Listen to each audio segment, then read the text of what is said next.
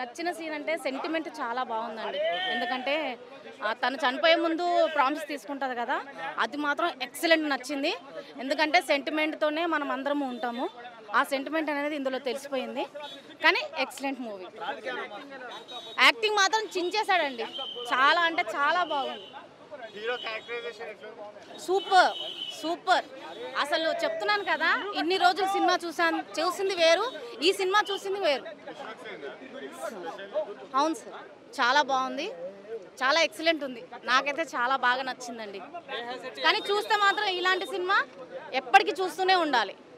ఏదో ఫైటింగ్లు అవి కాదు, సెంటిమెంట్, ఫైటింగ్స్ మొత్తము అసలు నిజ జీవితాల్లో ఏం జరుగుతుందో అనేది ఇందులో పర్ఫెక్ట్గా చేశారండి. ఇంటర్వెల్ దాకా ఏంటో అనుకున్నాం కానీ పిఠాపురం గుర్తొచ్చింది. 4వ తారీఖు రిలీజ్ అయితే బాగుంటుంది. ఎందుకంటే ఈ సినిమాకి పిఠాపురంకి లింక్ ఏంటంటే పాలిటిక్స్ సినిమా మొత్తం ఎమ్మెల్యేల గురించి. మళ్ళీ ఆ ఎమ్మెల్యేలకి ఓటింగ్లకి మొన్న జరిగిన 13వ తారీఖు ఎలక్షన్స్కి ఈ ఓటింగ్ కౌంట్లకి ఇప్పటికీ ఎంత టెన్షన్ పడుతున్నామో ఈ సినిమా చూస్తున్నప్పుడు కూడా అదే అనిపించింది. ఓకే, బాగుంది సినిమా. సో మధ్యలో కొంచెం ల్యాగ్ అనిపించింది. కానీ ఈ విశ్వక్షేణ్ గారు అంతకుముందు చేసిన సినిమాల కన్నా పర్ఫార్మర్గా చాలా బాగా చేశాడు. యాక్టింగ్ అయితే మాత్రం చాలా ఇంప్రూవ్ అయ్యాడు అనుకోవాలి. అంటే స్టోరీ బట్టి అలా ఉందో తెలియదు కానీ ఇందులో ఒక స్లాంగ్, అంటే చాలామంది ట్రైలర్ చూసి తెలంగాణ స్లాంగ్ ఉంది కదా, ఆంధ్ర సినిమా పేరు పెట్టుకున్నారు అన్నారు. కానీ సినిమాలు అయితే మాత్రం ఆ స్లాంగ్, ఆ వెటకారం అవి బాగున్నాయి.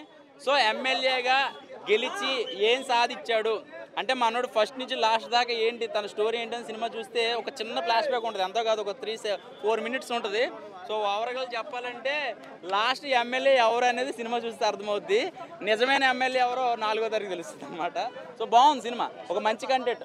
పర్ఫార్మెన్స్ అదే చెప్తున్నాగా, పర్ఫార్మెన్స్ అయితే మాత్రం ఇంతకుముందు యాటిట్యూడ్, తన బాడీ లాంగ్వేజ్, తన ఆ స్టైల్సే చూసాం కానీ యాక్టింగ్ అసలు ఎప్పుడు చూడలేదు మనం. సో ఇందులో చాలా చాలా బాగా చేశాడు చెప్పాలంటే.